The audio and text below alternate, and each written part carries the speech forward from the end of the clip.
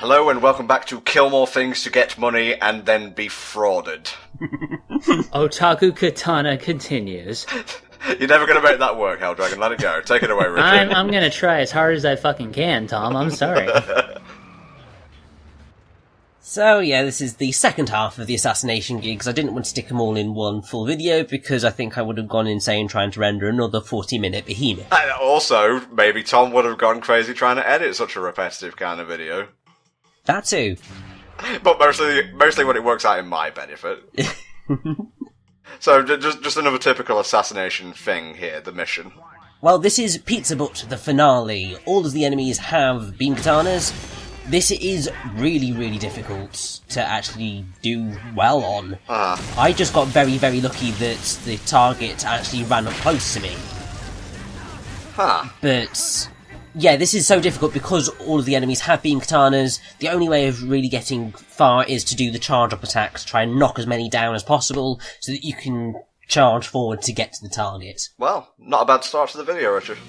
Yeah, somehow I got a gold on it, I'm not quite sure how. Don't question it, just take it and run. That was all plot relevant. We have set the motions for the sequels. Things to be going now. There. It has been a while, Travis, and so on. It's like a mix between Japanese and French. No, that was just me pretending to be David Cage. I thought that was you trying to be Sylvia. It was quite close. Well, it actually was me trying to be Sylvia, but it came out as David Cage. No, excuse me, I think I would be the closest to being Sylvia here. Huh? My Sylvia is like a smart-ass shithead. Yeah. Well, she is a shithead. No, so that's anyway. just what you imagine yourself to be. We're always cooler in our own minds. Yeah, seriously. I'm like a 10-foot tall, jeweled behemoth. I'm made of solid gold. Yes, that's exactly what I was referring to. 18-karat gold. It's the same fucking thing, isn't it, Richie? Yep, it's the same as the one we had in the baseball stadium, except now we have guys with guns. So this is just evil. Yeah. I'm not a fan of these pro wrestling contest wrestling ones, because they're just really slow, because all you're doing is run forward a bit, charge up a kick, do a wrestling move, run to the next bit, you just want to have the sword stuff, you know? Yeah. I'm kind of surprised that they didn't use this opportunity to put more mines underneath the sand. Ugh. I think that would have made this particular mission unbearable. It already is kind of unbearable. What happened was we cleaned them all up. Like, we got the gold rank on that shit. No, the fucked up thing about the Sound to Destroy beach line is that whenever the mines are cleaned, somehow more mysteriously take their place. So you never really know if the beach is clean. Yeah. You know what's funny is, in one of the pieces of concept art, Travis is actually holding a gun, so do you think that was originally going to be like a thing? Like, he'd have his beam katana, but he'd obviously have a gun for, like, long-range stuff. Does he shoot katanas with it? Yes, Frank, it's a beam katana that shoots beam katanas. No, that's a joke, but let's face it, Travis, if he had the opportunity to get a gun that shot beam katanas, the fucker would do it. Of course he would. 'Cause he's Travis Touchdown, the stupidest motherfucker to ever grace the Wii console. Oh, now it all comes out. You were all friendly to Travis earlier, idolizing him, but no, now he's just an otaku freak.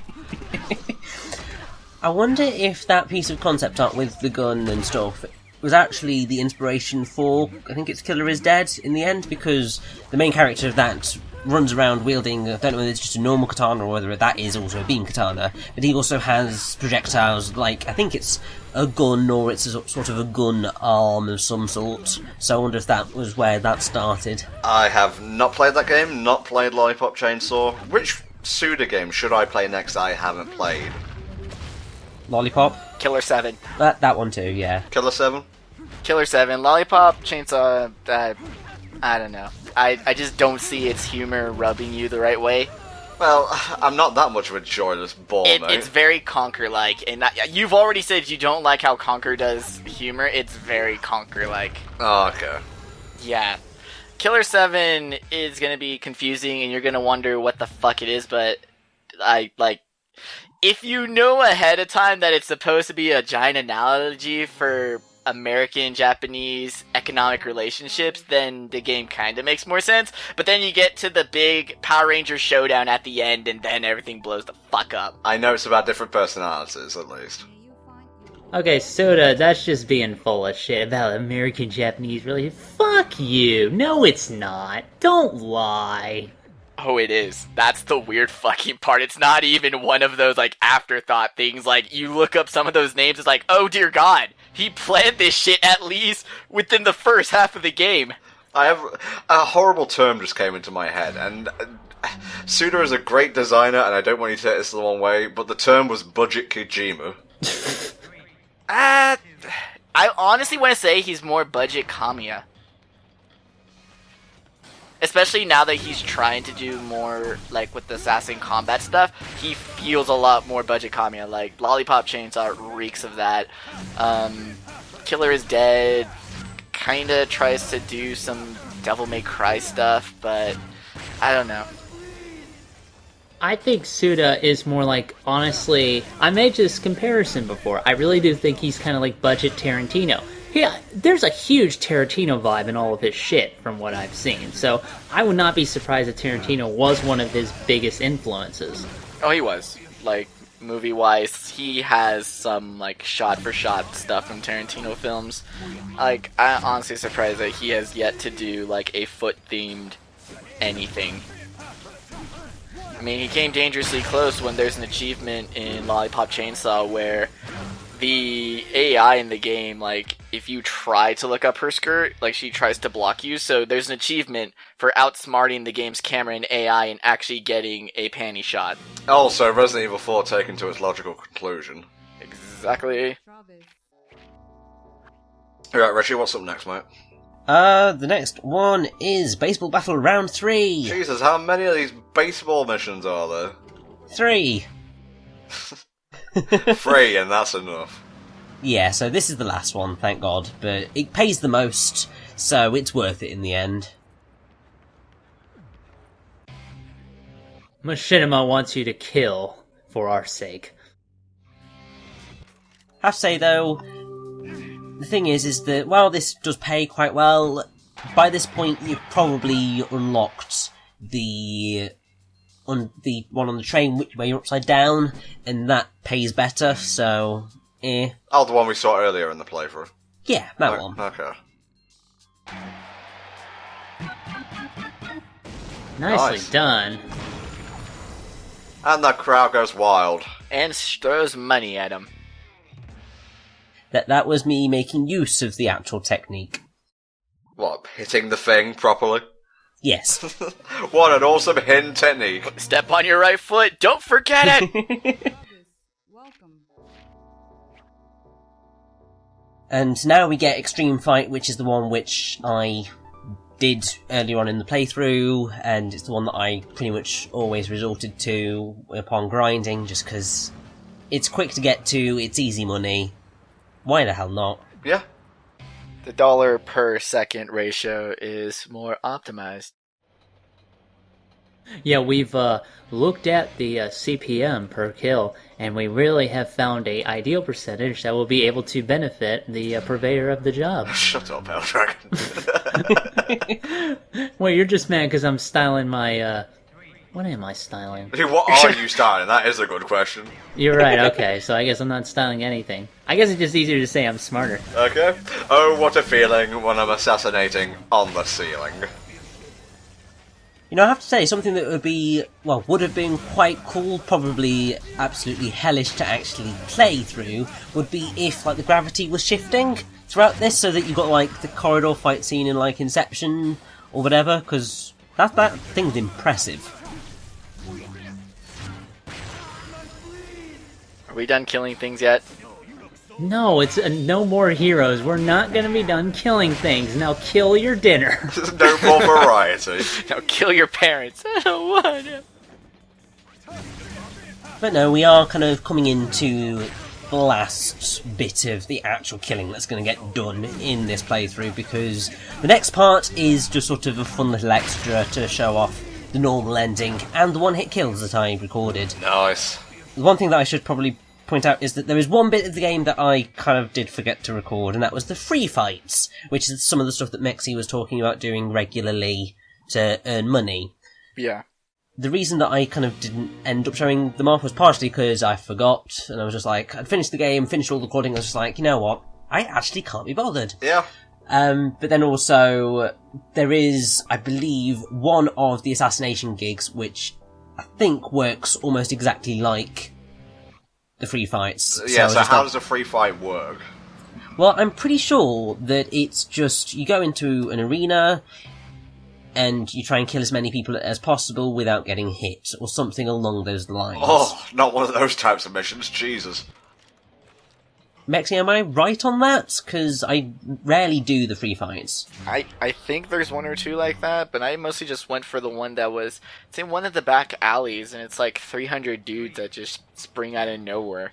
And it's in this small area, so every single swing from this, from your sword kills everyone in the surrounding area, and then it gets even worse when you actually manage to get a killing blow.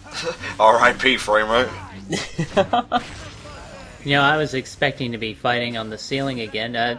Might as well ask this question if we're talking about gimmicks to spice up the gameplay. What would you say, to all of you, is your favorite gimmick that they bust out to spice up the main gameplay? Like, what's the gimmick you like to see that's actually kind of fun? What, just in No More Heroes or in general? In general. Final boss power-up. I like me some super mode. Yeah, I love it when he gets like a big, fuck off final form. That's good shit right there. I was thinking of just in the concept of this game, so I was like, getting to ride my motorcycle and mow everybody down. Because they dare go against my motorcycle. Vehicular slaughter is good as well, I guess. Yes. Please don't take that out of context. Or do. We're not in charge of you. I'd say I'm not sure about what gimmicks that I would say that I really like. I think it just depends on how well they're done in the game. Like, I'm quite fond of the Wonderful 101's various gimmicks, and even though they're quite flawed, and they kind of come and then go almost immediately, they're kind of fresh and it keeps you on your toes, so I quite enjoy that. But then Punch-Out comes back a second time. Yes! Not a fan of the Punch-Out one, I have to say, but I think that's just because I suck at Punch-Out. If you follow Donnie's example, mate, do it for charity. Mm-hmm. Just make fucking memes until I want to kill myself. Fucking Donnie, the meme minister. I originally wanted to call him the meme meister, but autocorrect didn't want to fucking find that word, so minister it is. It kind of makes sense, because it sort of seems like most of the unnecessary government jobs are ministers. Like a cultural minister? What the fuck does that guy do? Yeah. Help with culture. Yeah. I don't know, but last I checked, culture's just gonna do its own damn thing regardless of what people do. Yeah, it's like a living, writhing organism, and from one poor metaphor to another, how does this mission go on, Richard? So remember when we were doing that, going to fight Speedbuster? It's basically that. Oh. Just another fight in the bus. You fight the bus. I want to fight the bus itself. Yes. Like, just have one of those robot sections, and then the city transit bus just shows up and transforms. It's like, yeah, you see, he's run on government money, but it doesn't make it any less more powerful. People still rely on him day to day. So, seeing as we are just going to be doing this, do you guys want to hear the differences between normal No More Heroes and No More Heroes Heroes Paradise? Oh, please do. I think it's a good job we saved it until this point, actually. I know. So, Anarchy in the Galaxy slots are saved from previous ranked matches and can be carried over into future battles, or removed at the end of a ranked fight for money, so you have an option there. There's Very Sweet Mode, which is the mode that's unlocked upon completing the game, which features the female characters in more provocative attire. There's Viewer Mode, which allows you to rewatch the cutscenes, which is something I'm always quite fond of. There's Rebout Mode, which allows players to replay ranked matches, so just the boss battles, which I think is actually a great thing to do, because that's mostly why people are here. Yeah, that's the best part of the game. Yeah. In the Japanese version at the end of the credits, instead of saying, "I know, too bad there won't be a sequel," in Heroes Paradise, Sylvia actually says, "I know, can't wait for the sequel," because Heroes Paradise came out in Japan before No More Heroes Desperate Struggle. Okay. You also have dream battles with some of the boss fights from No More Heroes 2, so Skelter Helter, Nathan Copeland, Kimmy Howell, Matt Helms, and Alice Twilight. So it's kind of spoilerific, but they're there. Oh, was that their way of getting around not doing like a HD port for the second game? I would have thought so, yeah. That's kind of cool. It's like the absent silhouettes and the data fights in Kingdom Hearts 2 Final Mix. Exactly. You also have trophies. There was DLC such as new beam katanas and bike skins. Yeah, I'll buy that right away. So. Yeah. Heavenly Star was completely removed from the game, which is a very sad loss. Boo! You have high-definition graphics. Boo! Oh, wait, no, that's good. Yay! Well, actually... I'm apathetic to it. I have no strong feelings one way or the other. But, in some ways it looks better, in some ways it doesn't, I think. Yeah. They also had Japanese voice acting for Asian territories, because initially I think it was just the English voice acting. That's such a Suda thing to do. Oh god, yeah. That's also a Kamiya thing to do, because he did that with Beautiful Joe. Well, the thing is that Kamiya hadn't done a game with a Japanese voice cast until The Wonderful 101. Yeah. There's also the ability to warp straight to any side job or assassination mission once the player has beaten any of them at least once, which is a godsend. Oh, yeah. You have a retry option for the side jobs, assassination missions, and free fights, but it only appears when the player has failed in any of them. So, that's definitely an improvement. There was also 5 new side jobs: signalling, sign spinning, kitty race, bus. Oh, so there's kitty race. So that's maybe what you were thinking. That's of, what I was Lexi. Thinking. It was from Heroes Paradise. Yep. Kitty Yes. race. Buster Coconut and people bowling. Some of those Hang were. on, Buster Coconut? I don't know. Bust a nut, bruh. Some of those were cut content from the original No More Heroes and they added them back in. There's 5 new assassination missions, so Guard Break, Power Down Battle, Big Bang Anarchy, Shortcake Freaks, and Crowded Train Carnage. And then there's a score attack mode that lets the player refight all 15 of the game's bosses and compete for a high score online. It's also the only way for players to refight all of the No More Heroes 2 extras, as they don't appear in Nightmare mode. Don't know quite what that is, but it's there. I think this was the fight I was doing a lot of, so it wasn't really a free fight, it was just... I just kept doing this one because it was fun, even though, again, you're fighting too many people for not as much money as like the shorter ones, but goddamn, I loved this fight so much just because I could get so many splash damage kills. I keep seeing Gangster Josuke from Part 4. I do too, yeah. What the fuck did you say about my hair? Oh my god, I'm dust now. Because of censorship. I think that technically this particular mission can be the most lucrative.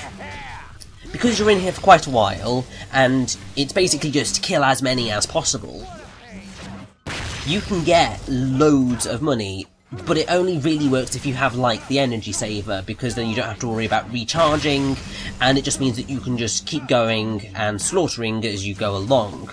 Because I believe you get 1,500 LB dollars per kill, so if you get, like, 100 kills, that's a lot of money.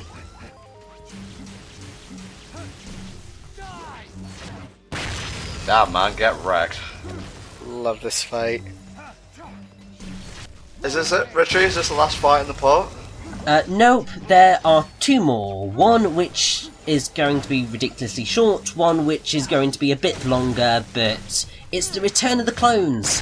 Hooray! Most of the enemies in this game are clones anyway, so I'm not really surprised. No, the thing is, it's just one massive family. We all dress the same way. Don't question it, it's just how we are. They just buy in bulk. God. I don't know why that's so funny. It's probably the Granendorf following over from earlier. Stop it. I'm trying to concentrate here.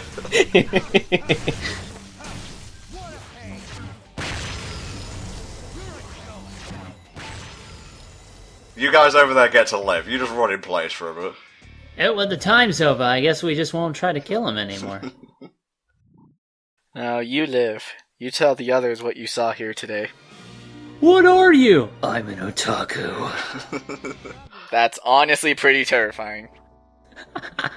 It would be, yeah. I'd run in terror from that too. Well, I mean, the thing is, isn't kind of otaku a really, really negative stereotype in Japan? Yeah, it means outcast. Yeah. So don't be an otaku, guys. It's not a good thing. It's not a positive thing to be. Yeah, talk over video games. That's a good idea. Just say no to anime. Just don't, not even once. Yeah, I think even Miyazaki regrets doing all that shit these days. He's like, it was a mistake. Anime was nothing but a mistake. So stop watching it. You're ruining your lives. That being said, we gotta have a Miyazaki-a-thon one of these days. Oh, yes. We'll just call it the Mistake-a-thon. It would just be me and Richie, and there'll be no commentary because we're too busy watching them.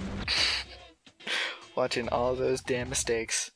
Yeah, that was the failure. That's the reason this one is so short, because I was just like, yeah, hell no am I trying to do that one, because you can't get hit, and there are gun enemies. So, yeah, that's fair. Yeah, kiss my fucking ass.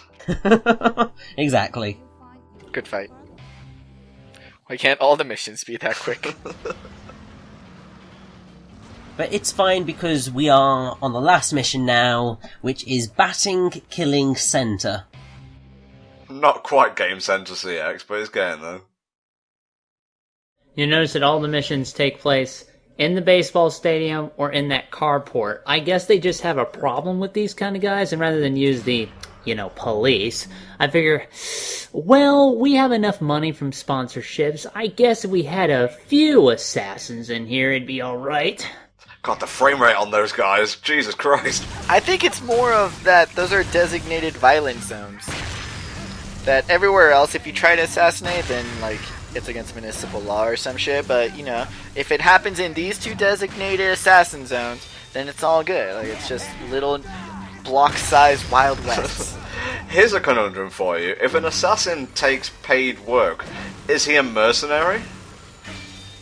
I thought, an assassin and mercenary could technically be one and the same. Yeah. It's a mercenary who specializes in assassinations. I'm looking at these enemies with the movements and the way they look. They look like they were built for the PS1, It's a stylized choice. Yeah, I mean, they're all kind of based on the wireframes that are obviously making up all of these characters. So, The nightmare variation of the wireframe fighting team. Yes. well, no, it's the kinky version of the wireframe fighting team. Okay, I don't want to ever hear the word kinky come out of your mouth again, right? Oh my. The wireframe fucking team. See, Helldragon's the dirty one. Mexi is the guy who's, cool, I guess. You're the literature kind I of guy. wouldn't say he's cool. Fuck He's off. alright. Fuck off, you don't get to decide who I say is cool. I wouldn't care what your opinion is on this, Helldragon. Now you just gotta make me mad, and I'm the dumb one who edits. And that's the team dynamic. Thank you, we hope you've enjoyed the video. We all hate each other at the end. Well, I guess we're coming to the end of No More Heroes now, so please join us next time for the final part. Bye-bye.